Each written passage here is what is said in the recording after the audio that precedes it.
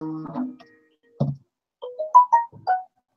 morning and welcome to EDC Options Podcast. Yes, we are back. Been a little bit of a delay. We had some time off. We were all super busy, but we are back and we are excited to get back to some of our shows. Today we are going to be discussing appearance. Talking the talk and walking the walk is the title of the show, and we're going to be discussing how you look and how you are appearing when you communicate with people. So that's the discussion topic for today, and we're going to get into the show here. Matt, why don't you say hi? Hello, everybody. Good morning. Well, it's morning here. It's morning when we're recording this. You might be listening to this at 2 o'clock in the morning. You might be listening to it at 10 o'clock in the evening. I don't know. I don't care. Thanks for being here.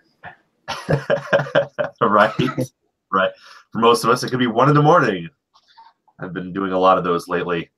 So, for those of you, Alex took a new job, so we've excuse me, we've had a little hiatus here. We've had to take a little time off and let Alex get. I should have done some shows by myself, so I'm sorry, guys. But Alex, darn it, Matt. Alex got his new thing rocking and rolling. He's starting to get in the groove a little bit, so we'll be back on track. Yes, much more exciting job. So cool. I'm learning and interesting stuff. So, so the two things we're talking about, like I said, is appearance, and that we have two kind of basic subject matters that are involved in this. And the first one is, how do you look to the outside world, and then how are you presenting yourself to the outside world when you communicate? And both of these are really important things, because in this time that we have right now, where we have all of this kind of focus going on about the firearms industry, we need to be very vigilant on how we're presenting ourselves to the public. One of the things that came to mind that sort of stemmed this idea many years ago when I first got into carrying, I witnessed a scene in a Walmart parking lot where a gentleman was verbally harassing his wife or girlfriend, I'm not sure which, extremely loud, was being physical with his truck, and was using a lot of really bad words. And when I kind of started walking up to the scene to try to get it to calm down a little bit, it had kind of already started calming down, and his wife was going one way and he was going the other way. But what stood out to me the most was the back of this person's truck had a nice giant protected by Glock sticker on the back of it. NRA supporter, and every other sticker that you can imagine that said this guy toted a gun in some way, shape, or form.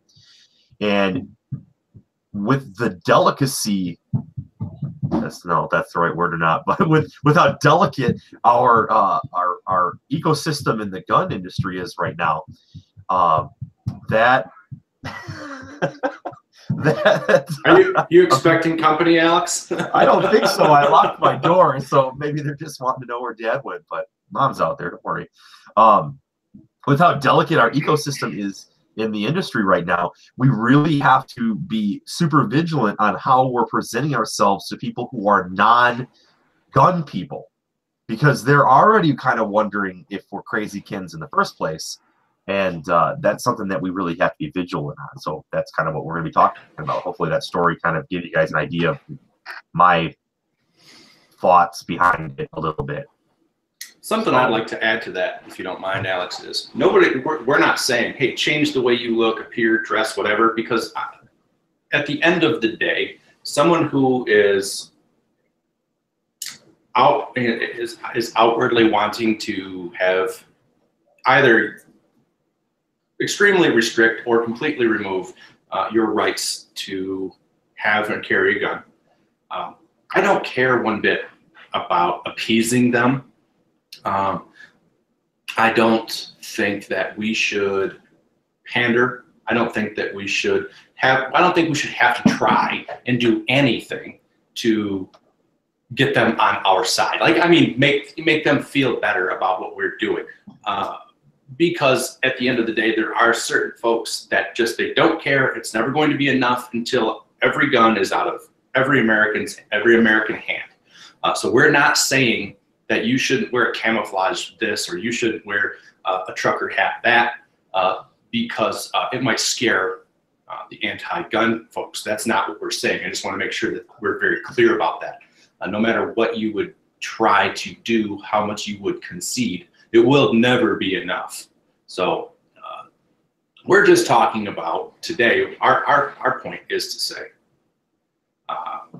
if you're carrying a gun for self-defense, concealed, hope to God you're carrying a gun concealed, then make sure you're not the person that stands out. Make sure you don't look like a security guard. Make sure you don't want to be targeted because you look like somebody who will be the threat. There is a kind of a funny old adage, like, who's the first person to get shot in a bank robbery? The guard. You don't want to be looked at as the guard. Right.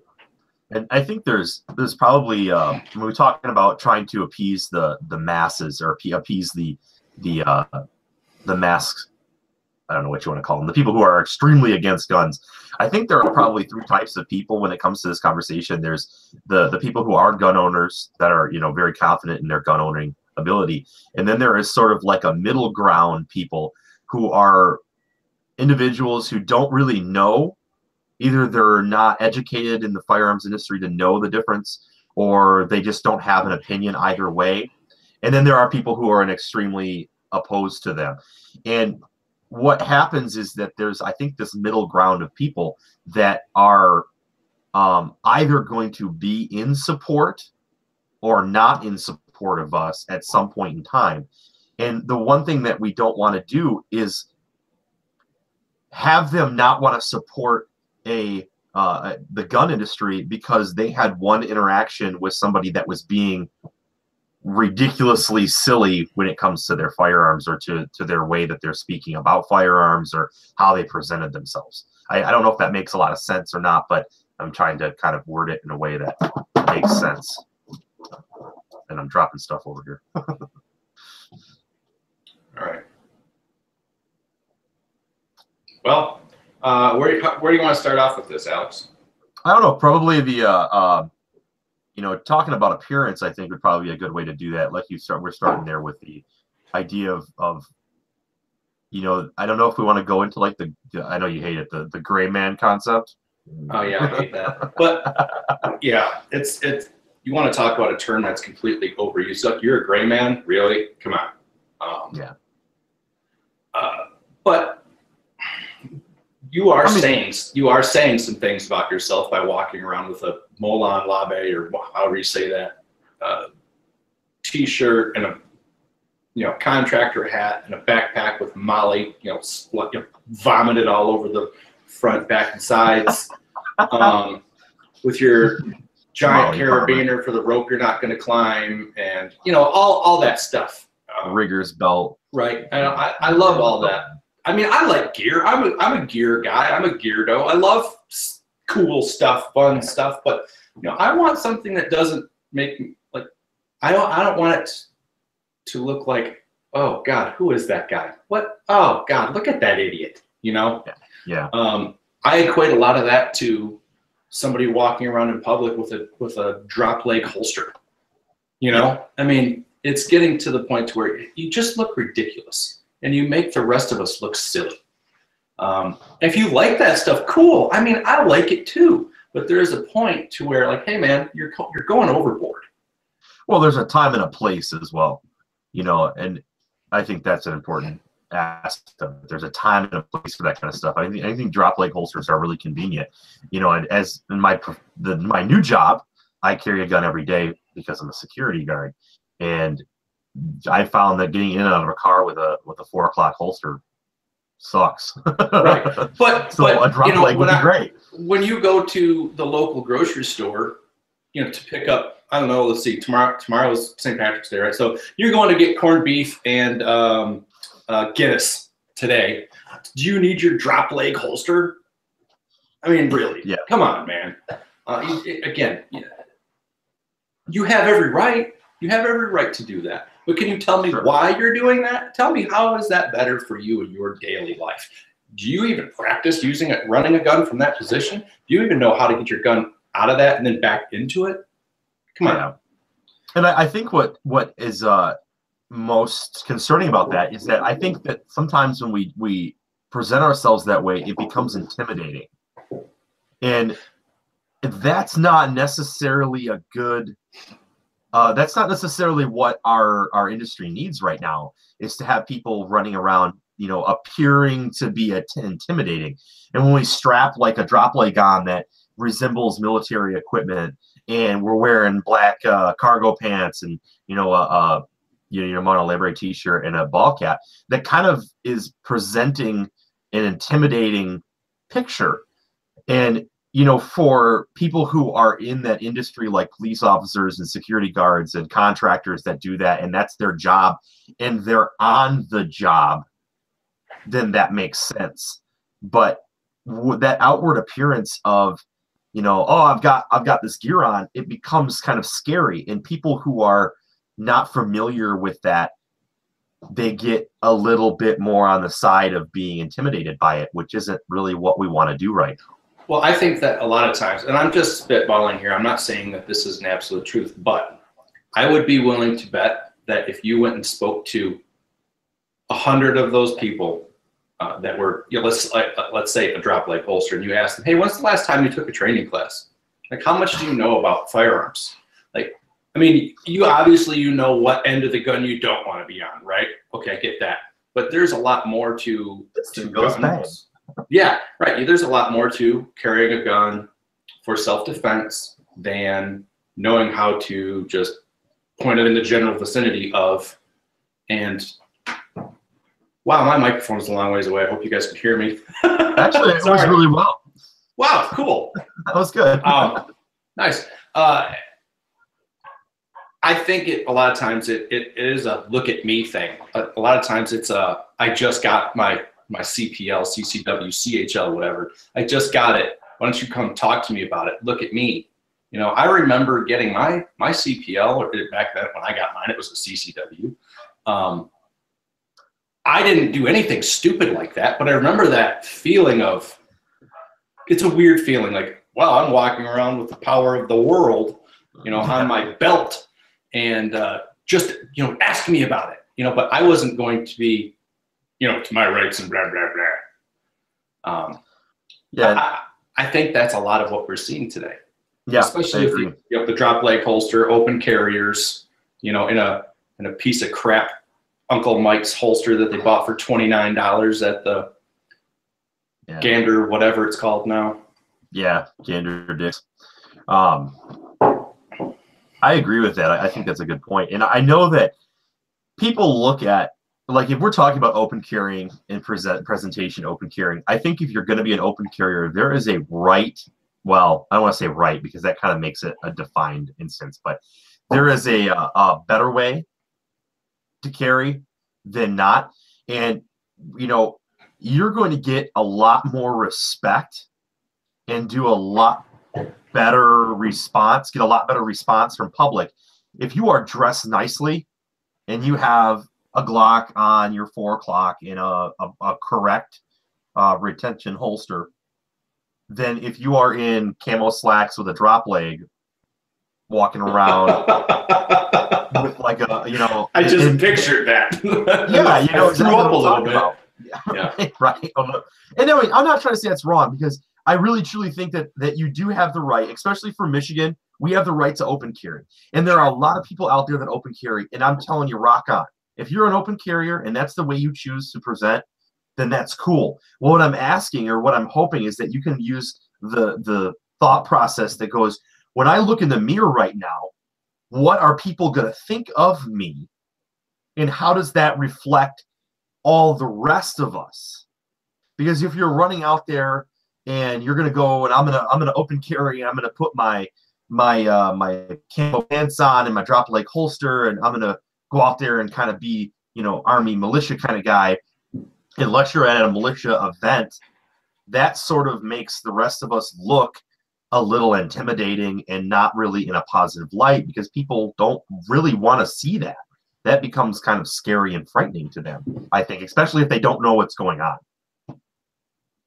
Yeah, I'm not so concerned about somebody being scared or intimidated or frightened. I'm not.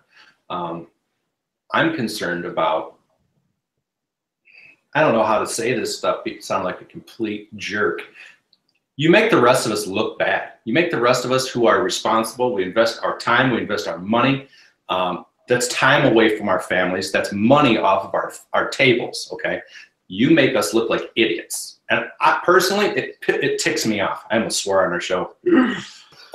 It makes me angry. It really does. Like, you goofball, please spend a day and spend $200 and go to a class. Get a little education, and you can see the faults in what you're doing. I'm not saying that open carry is wrong. I'm not saying that carrying in your gun in a drop leg holster is wrong. And I can't for whatever reason give you, I can't come up with the words to say how the visceral feeling I get. Like my father-in-law, he open carries. He's part of the, I can't remember what they call it, the Michigan Open Carry something. But he does it right. He's like one of their, he speaks in public. He does, does a lot for that organization. And if I feel like such a jerk for not being able to say what his organization is, but they do it right. But I wish that they would instill the responsibility. They would help instill responsibility in people who are taking that right that they have to open carry and make avenues aware or open avenues up to them. I don't know really how to put into words what I'm thinking, but I wish that they would bring awareness to, hey man, some of you guys are doing this really, really irresponsibly. Here's how we can see that it can be done better.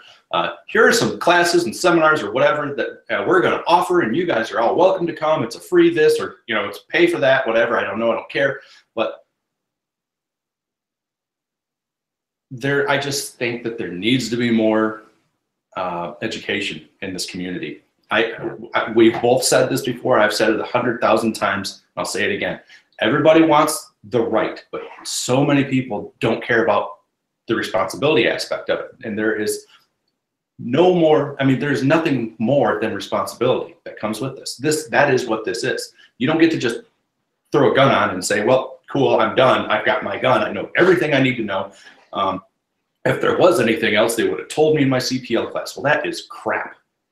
You're going to learn everything there is to know in a one-day CPL class. I don't care if it's a week-long CPL class. You're not going to learn everything there is to know. That's why Navy SEALs and Special Forces type guys, that's why they're still practicing. Though they're the best in the country or possibly the world, they're still working on basics. Yeah. But Joe Citizen like me, you got it all figured out.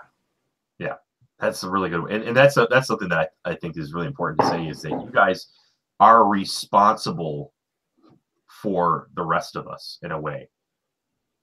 That responsibility that you guys are responsible for is you're showing the world one piece of that world that's looking upon you, what the gun industry is. And when you act like that and you behave like that, it may not be a positive note for them. And that really irritates the rest of the people like me and Matt that are feel that we're presenting an image that's more responsible, more respectable, I guess maybe might be a good word for it. But yeah, you guys, that's a good point, is that you want the right, but you don't want the responsibility for it. And you're failing the rest of us in the responsibility aspect, because you're presenting yourself in a way that is inflammatory, is probably a good way to put it. And then that transfers over when we start getting on to the internet and we start spouting our information on the internet, and we start engaging people on the internet, and we start fighting with people on the internet. You're not going to change the mind of somebody who has their mind set. When you begin to engage in these, I've seen some ridiculous arguments with people that are one of two things. We either have people in the industry themselves that are not doing correct things, and we take it upon ourselves to engage with them to try to fix it, which you're not going to do. And all that does is highlight some of the faults that are inside of the gun industry, the gun community. And then we have this group of people that are fighting and arguing and trying to battle with these people who are completely anti-gun. And that you are presenting an image, and engaging with these people does not make us look very good. Well, it makes us look worse when you start spouting off stupid crap like calling people libtards and snowflakes. But you're not helping. You're not helping anyone. You're making yourself look like an ignorant. We can't swear on this show. You're making yourself look stupid. You're making yourself look stupid. You're making the rest of us look stupid. There's no, like you said, there's no point in arguing on social media or anywhere on the internet unless you're writing an article or something. Sure. There's no point. There's no point. If you want to make a difference in this industry, arguing with people on Facebook is going to do nothing. No, it strengthens their resolve that all gun owners are. I don't violent, know. I mean, yeah. Think about the worst possible human being you can think of, stereotypically, and that's what they think. Everybody is drinking Pabst Blue Ribbon, wearing wife beater T-shirts, chili dog stains on them or something. I don't know. But what's wrong with Pabst? We can't swear on this show. Come on. We've been over this. I'm sorry. I'm cheap. What can I say? That's okay. I don't blame you. There's some other things though. When you are concealed carrying or open carry, I don't care how you do it. There are definitely some things you can do to make make your life easier. Like for instance, if you're open carrying, so your gun is on the outside of your belt. You can still wear a flannel shirt or any type of shirt that has a pattern to it. Okay, any pattern will help break up the lines of a gun. So if you just throw a shirt over it, great. If you have your gun inside your pants, something like this. I'm not saying lumberjack clothes, whatever, but it can be lightweight summer type dress shirt. It doesn't matter as long as there's a pattern that helps break up the outline of the gun. Also, dark shirts, dark like black, dark navy, dark charcoal gray, the more shadow toned colors. Those are the only solid colors that I am completely aware of that help to break up the outline of a gun. So between that and wearing the proper clothing on the outside to cover the gun underneath, having a good belt, an actual gun belt that helps keep the gun in close to the body, and a good holster that does its part to help with that as well, to make the signature of that gun smaller. Those are things that help as well. So this isn't all about how you carry yours. How I don't want this show to turn into us, talking garbage about everybody, because that's not what we're doing. But the point of this show is to help everybody do better today than they did yesterday. And then we're not going to be right about everything for everyone. Okay, what we tell you today might not work for 50% of you because of the way you dress, what you do for a living, your body type. Don't care. Whatever works for you works for you. It's like a buffet. Take what you want and leave the rest behind. Yeah, I think proper dress is important. One of the things I find that is irritating for me when I carry is I wear hoodies a lot. Like I got a hoodie on right now. And if the hoodie has the elastic bottom, as opposed to just like the loose cut bottom, it tends to want to creep up high enough and snap over top of the gun instead of down where it covers it up. So some of those items that you can think of when you put them on, try to wear them, maybe try them around the house first and see if they actually do what you want them to do, bend and wiggle and raise your arms up and down and see if they're actually going to cover. Yeah, do a little calisthenic and see if things are going to pop up. And I find I have a couple of hoodies that I have retired because they don't behave correctly. And they're big. I mean, I buy big hoodies just because I think they're comfortable, and they still don't quite act very good when I have when I have my concealed carry on.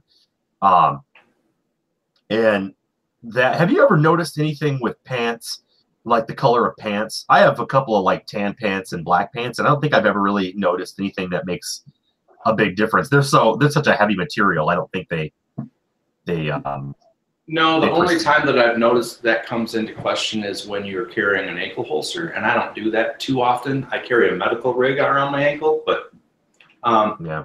people aren't typically looking at your shoes. I mean, it would really have to stand out, or you'd be wearing shorts. Sir, are you wearing an ankle holster and board shorts? Oh my God, I would love to see that. It would be awesome. Why, yes, I am. Yes. Thank you for noticing. Was it the holster? Right.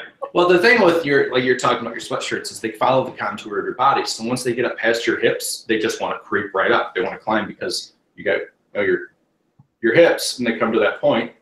Then they start going. You have your natural waist. You go up. So it's just going to climb until it gets to your rib cage. So What are you saying about my hips? I don't mean you. I mean you as in everyone. Are you saying I have an hourglass figure? This just got completely uncomfortable. Damn it, Matt. All right, derailed. Yeah. Yeah, train just came off the tracks. But the whole I just point of couldn't it, get over I couldn't get over this. well, you're not Marilyn Monroe. That's for darn sure. The whole point of this, Happy boys and birthday. girls, ladies. Oh, geez, come on. It's grossing me out. All right, I'll stop now. Okay. The whole point of this show is, if you carry a gun, do you want to bring attention to yourself? And I've heard on Practically Tactical several times from Dr. William April's been on, and he asks this question: who are you when you're carrying a gun? And I love that. I love that. It's a thought-provoking thing, and you have to take it past. Well, I'm a concealed carrier. I'm a person exercising my right. Well, what are you? What is the point for you? Are you an amateur police officer now? Are you going to try and make citizens arrest? I mean, what's the point? For the American citizen with the CPL, CCW, CHL, whatever, your job is not to be a police officer. Your job is to break contact away from what's happening and save yourself and the people you're with if you can. Definitely, if you have wife and kids with you, husband, wife, kids, whatever, boyfriend, girlfriend, you want to do what you can to save and help them, right? But no one should be thinking, hey, I've taken a CPL class, or I've taken, hey, maybe one more class. I'm going to go in there and I'm all of a sudden a gunslinger, and I'm going to try and fight ISIS at the mall. That's there's a lot more to it than, hey, well, I can shoot a paper plate at 20 feet on a bright sunshiny day when nothing else is happening. Yeah. So this is, don't bring it, we don't want to be bringing attention to ourselves when we're carrying it. I don't want to bring attention to myself ever, and ever, for any reason. Anyway, I already get enough attention with this gorgeous face. I believe you do. I believe you do. I don't want to do it purposefully. That's all. Yeah. There are enough crazies in the world that will bump into you accidentally. I don't want to go writing out invitations for them. Yeah. One of the things I wanted to bring up, we were kind of talking about pants and clothing, and I hear this a lot, and I find it kind of interesting that I hear it as often as I do it, and it's how do I carry when I'm wearing shorts? Like basketball shorts, or I don't know, like shorts with that don't take a belt. I mean, so the answer for this is like summertime carry. Should I carry a smaller gun, or should I carry differently, or something like that? In my opinion, I have carried a Glock 19 for 10 years, and I carry it in shorts and t-shirt. I carry it in winter. It doesn't matter to me. I carry it. I usually carry appendix just because that's what I'm comfortable with, but you carry how you carry. But you carry in shorts and t-shirt the same way you do anything else. And first and foremost, people really are kind of oblivious for the most part. you can draw attention to yourself by being like we've talked about today. But if you're attempting to conceal, 90% of the time people don't even notice whether or not they can see it or not see it. Especially with the advent of giant cell phones, usually people are like, "Oh, it's a big cell phone on his hip. I'm not going to worry about it." But yeah, if you're wearing shorts, I hear that a lot in CPL classes. How do I carry when I'm wearing shorts? If you're wearing ball shorts, something like the Alti clip on a holster would be a great. That clips onto the fabric and is a pretty sturdy clip. And then if you're not carrying, you're wearing something with a belt, carry the same way you normally carry. Don't change your guns. Don't change your ammo. Just carry. You'll be fine. The chances of it actually being seen if you're covering it up with a shirt is pretty slim. Just roll with it. I think you'll be just fine. I agree. I know a few people that, well, I know at least one person that may be considered slightly paranoid that actually carries when he swims. What? I'm not joking. He has a little Keltec, like a Keltec 380, and he had built a special Kydex that sits super low with 2 Alti clips and snaps it inside his swimming trunks and swims like that. Okay. And for, you know, for I can see what he did for a little while. Where it originally stemmed from is he was an undercover guy that did a lot of stuff on the water. So there was times where he actually was legitimately on the job wearing swim trunks and was doing drug busts on some of the big party boat rafts. And when they get like on Torch Lake, when they get crazy on the bar out there, there's, you know, 1,000 people on pontoon boats and they're all out there being naughty. So that kind of stemmed from where that came from. But he does it normally now too, so it's kind of funny. I just thought that was an interesting thing. He actually carries while he's in swim trunks. So cool. I don't know what to say about it. I mean, dang. That's your thing. Like I said, it may be a little paranoid, but I don't know. I don't know too many beach attacks that occur, but you never know. Hey, I don't know. When you surface and you're staring at Loch Ness Monster or something, I don't know. I mean, I still clip a pocket knife to the inside of my, you know, to my waistband, and when I go swimming, not in like a pool or anything, but in the lake, yeah, because you know things happen in the water with rope and rudders and I've been all kinds of crap before. So yeah, I carry a little pocket knife with a semi-serrated blade, so I can zip through. I've actually had to use it more than once. So yeah, I have it too. But I don't know about carrying a gun while I'm in the water, but whatever. Anyway, I don't know, Alex. I don't have a whole lot more to add to this unless I'm leaving something out that you want to talk about. I know I got kind of fired up there for a minute, but I almost had to keep you. We haven't had I know. We haven't had a show in what? This would have been 3 weeks if we didn't do this one. So it's all pent up rage and anger. I'm just pent up. Yeah, you know, I think I know you were talking about my figure and everything.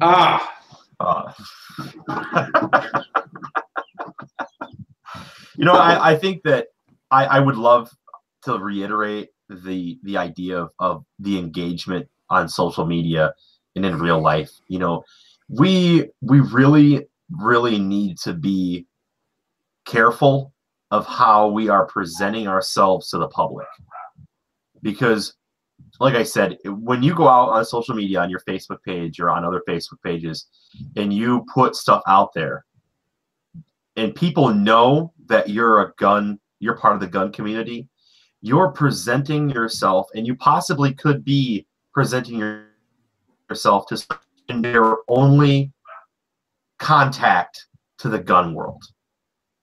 And so that contact needs to be a positive contact.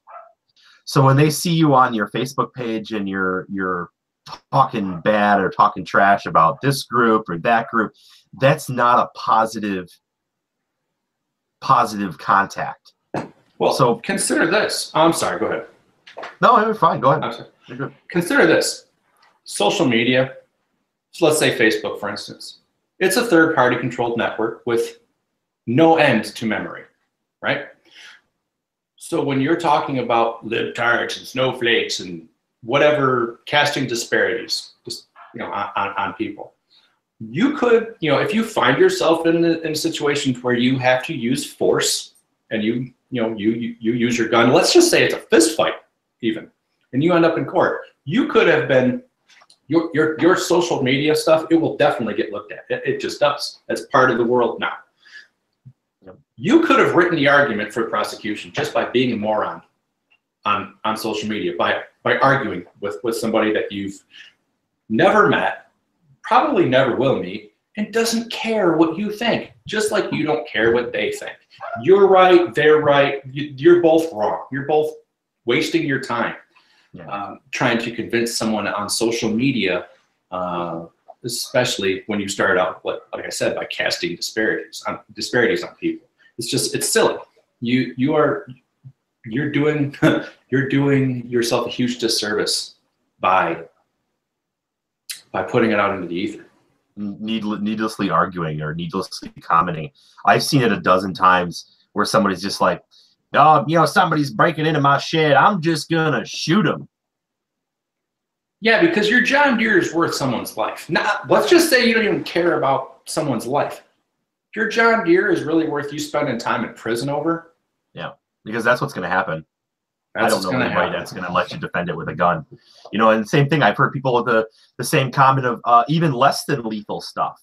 That, you know, they're, if somebody just argues with me, I'm just going to mace them.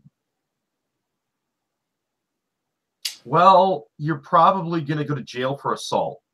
You know, and not that you probably will go for jail for assault. But what happens is that you say this on social media, like Matt said, and then you actually have to defend yourself rightfully. And then they look at your social media page and go, you said you were going to do this, and it was not an appropriate use of force, and now they're going to use it against you. It may not work, but they're going to use it against you. It's sort of like the gun parts, like the smile, wait for flash, and those kind of like those, I don't know what you want to call those, glamour parts on guns. There has been, from what I understand, I've seen a lot of conversation about this with some very prominent figures in the industry, and the answer to this is that there has been a lot of people who have used that in court, and it becomes a pain in the butt because they used it. But it actually isn't grounds to put you in jail. Or, well, you know, you got that on your gun, you're going to go to jail even if it was a good shoot. No, they're going to prosecute you, and they're going to try to use that as their, you know, prosecuting points, but they're not actually going to be able to use that as evidence that you premeditated. So, but irregardless, what do those things say about you if you're utilizing those things, like your t-shirts as well? If you have a t-shirt that says, you know, I'm trying to think of one that I've seen a few times that, like, I have one that I use in my demonstration all the time. I'm not going to say who makes it because I actually really like the company, but I have a shirt that says, "This is my killing shirt." Okay. Oh my God. Yes. And it has a giant rainbow on it too. It's actually one of my favorite shirts. I just don't wear it in public. It's funny. I'll wear it hunting, but I'm not wearing that to the gas station. Oh my gosh. Because let me tell you something. If you use your firearm correctly, like you get a clean shot, and it was a 100%. This was absolutely, you were in the right 100%, and you're wearing a shirt that says, "This is my killing shirt." The prosecution is going to railroad the hell out of you, right or wrong. You're going to get off. You'll be just fine. But you don't know that. You don't know that. You don't know that. Well, you can't say that. No, I don't. Because it calls into question your integrity and your character. And by wearing that in public while you're carrying a gun says something about you. It might just be funny, but when you're talking about 12 people in a jury that maybe they're all anti-gun, yeah, you're going to get the chair. You know what I mean? Like, you don't have any idea. I will wear that shirt while I'm getting electrocuted. Oh, my so God. I actually bought that shirt as a demonstration because when I teach my CPL classes, I do a little part basically on what we're talking about today. And I use that shirt as a demonstration of when you're presenting yourself to public, what does your shirt say?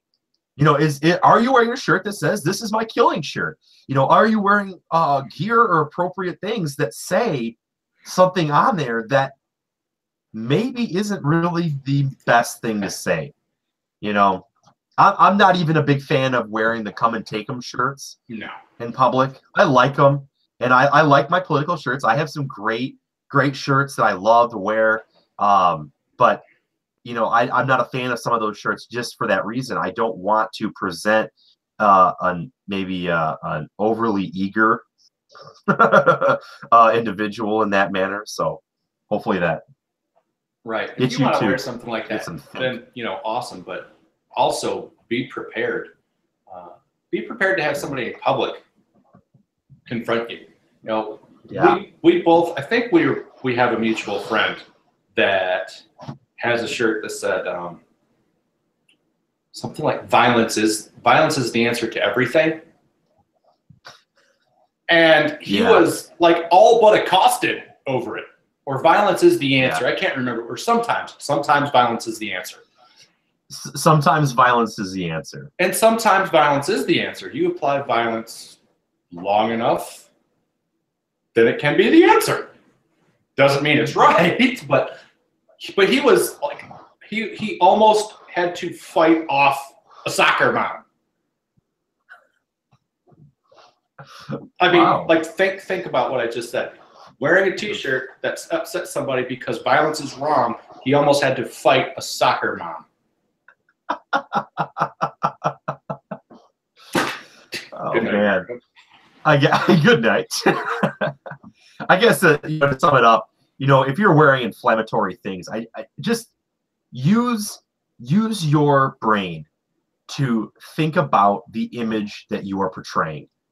And is it a positive image to everyone, or is it a negative image to someone? Right. You know, it's sort of like the old adage from Bambi, if you can't say something nice, don't say anything at all. I think that really plays. This might be like the summing up statement. If you can't wear something nice, don't wear anything at all. No. Let's not go back to that. Let's not backtrack this show. But no, you know, forget everything about making the rest of the gun community look stupid or bad or whatever, or irresponsible. Forget all that. Really, at the end of the day, you can ask yourself before you leave the house, well, if I'm wearing all this stuff and I have my gun on me and I have to use my gun in self-defense, what does, you know, my camo coat, what does this camouflage coat and my Totem Cop hat and my, you know, whatever shirt I have on a Section 1776 Unconquered, it's, you know, an American brand shirt. What does that say about me? Are these things good representatives of me? Would I want them presented in my defense if I end up in court? Like, everything I have on, my pocket knife, my hat, my coat, the shirt, whatever it says, the pants I'm wearing, I don't know. Do you want those things to be picked apart completely? I know you and I both know, we all know, that sounds preposterous. What does it have to do with anything? It has to building, it goes to your character. It goes to your integrity. So just think about that before you leave the house. Yeah, I think that's a great way of putting it. If whatever you're doing, would you want that picked apart in court in front of your peers? We could have just had this show done, like it could have been a 1.5 minute show. That would have been perfect. Why didn't we just go there with it? That would have been great. All right, guys, listen. Everything you're doing, if you don't want it picked apart in court, don't do it. Have a great night. That'd been perfect. That'd been great. But I mean, I think that's it, though. I think that's it. Alex, do you want to talk a little bit about what you've got going on at the end of the month?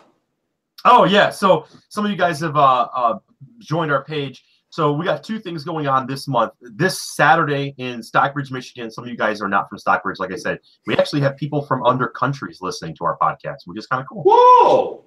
Yeah, I don't remember where it was now. I know we have some people from Canada, and there was somebody from Africa, I think, like that. Our friends from Canada, please contact me.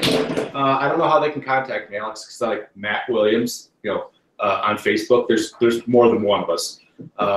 Contact me through the show. But I'm going to be traveling through Canada this summer, from Windsor all the way up through to Maine. I don't know every province. I'm going to be taking a long trip with my family. So contact me. Maybe we can meet somewhere. That'd be awesome. Yeah, cool. So the 17th, so tomorrow in my hometown of Stockbridge, I'm going to be doing a free gun safety class. And it is a 3-hour brief class of just like introduction gun safety. It's open to the public. It's held at Crossroads Community Church. So if you're in the area and you're listening to the show, come on out. It's completely free. There's no obligation. There's no nothing. It's just an introductory course. As of right now, it looks like there's going to be about 100 people there. We've gotten absolutely insane outpouring of generosity from the community, and also a big response for the classes in general. And then at the end of the month, on the 31st, we are doing a free gun safety CPL course for local teachers to obtain their CPL. And with this point, we've got a lot of outpouring for that class. It looks like we're going to have about 40 teachers there, possibly more. Wow. We have Justin from Phoenix Ammunition has come on board and is donating all of the ammunition for the class. He's donating he's donating some guns that we can rent to use. I think they're his personal guns, but we have some guns that are going to be out there. We have a lot of people donating their time to come out and help with operations as far as range safety and some demonstrations and stuff. The Grass Lake Sportsman's Club has opened up their doors and said, this is all free for you. Come on out and do it. Which has been a godsend because it's all in one location. It's a really nice facility. And Jeff Martell has really come out and said, yeah, come out and do this and have a good time. We've got a few other people coming on. We have a local food co-op that has donated all the lunch dinner for the class. Nice. Train NBFI has come on to open in the registration page for the class so that they can register online. And they've thrown out some other support, some tech support here and there, and some nice emotional support, because I didn't realize it was going to get this big. Yeah, Alex brought this idea up to me, like, it was kind of on a whim. He actually didn't even say anything to me about it. It's like, yeah, so I put this up, blah, blah, blah. And I thought I was going to be able to help and be a part of this, but March is literally the craziest month of the year for me, my family. It's insane. But he was thinking, like 10, 15 teachers. 40? Oh my gosh. Well, I think it's worth mentioning. These people that are helping out, they're not our sponsors. They're doing this because they want to help. They're not sponsors of the show. We don't get anything from them. Now, we're friends with Trek and Justin. Actually, Alex knows Justin. I've never met him. He seems like a great dude. But no, they're not sponsors of the show. Yeah, they're helping because they want to. Yeah, and they came out of the woodwork to do that. There was no, they generously offered this stuff up, of their own accord, and that's amazing. And the outpouring of awesomeness from the community. I've had community members that are in my local community that have gone above and beyond. What do you need? What do you want? Do you need food, cups, drinks, support? What? And they have been way over the top. I believe at this point we also will be having a reporter out as well for the class. So I'm not sure how that's going to fly.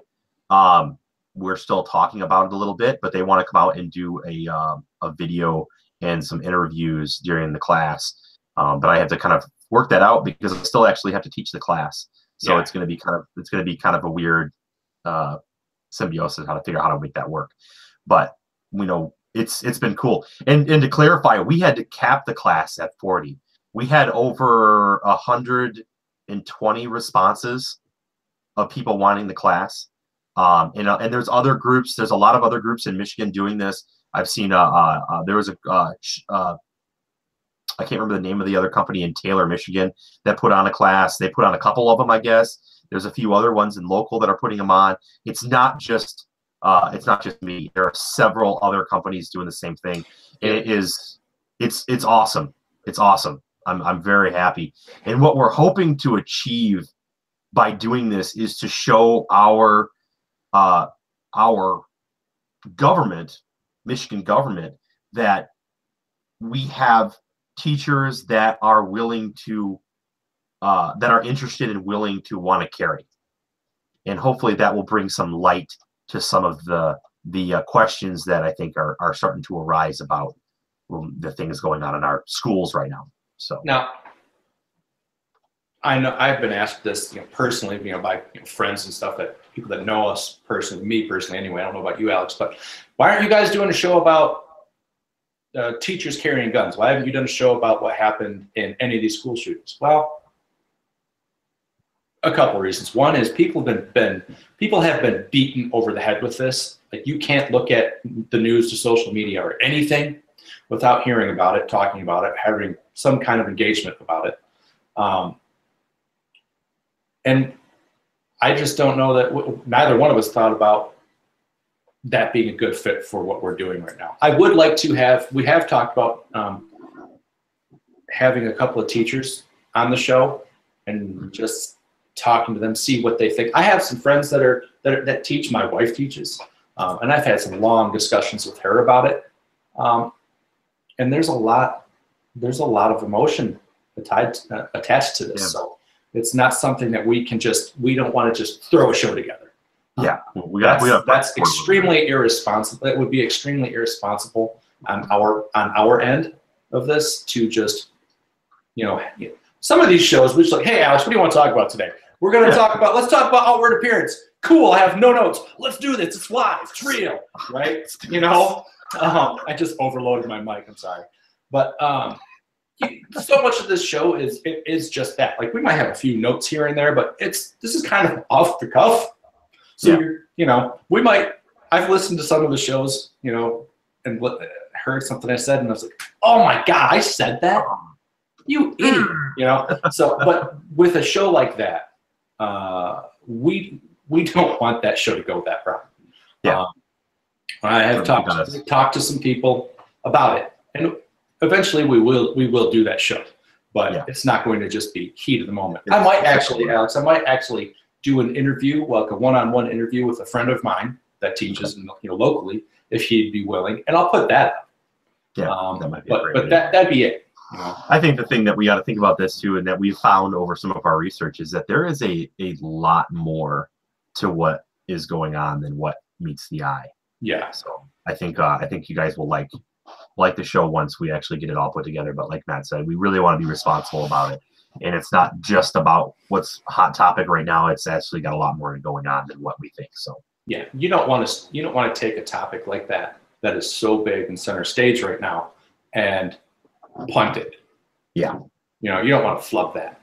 We're not one pointing this at the buzzer kind of thing. We're gonna try. Right. This has to be done right. So, well, that's all I got, Alex. Yep. And that's all for us. So everybody have a great day, evening, weekend, and enjoy your St. Patty's Day. Don't be too crazy. If you don't already have it, download one of those apps where someone will come pick your drunk self up. Do not drink and drive. Do not drink and drive. Don't do Lyft. Yeah, do that. And let me tell you something. My wife used Uber for the first time a couple of weeks ago. It is very inexpensive, and it's extremely easy. Well, it's a heck of a lot cheaper than a DUI. Well, it's a heck of a lot cheaper than death. So there's that. Just call an Uber and do yourself a favor. But have a good time, too. It's important to have a good time. And remember, don't drink and carry. Oh, God, no. Don't drink. That gun away. You'll get in lots of trouble. Right. So, all right, guys, have a good night, good evening, have a safe weekend, and we'll catch you on the next time around. Hopefully, we'll get back on track here and be back next week. Bye.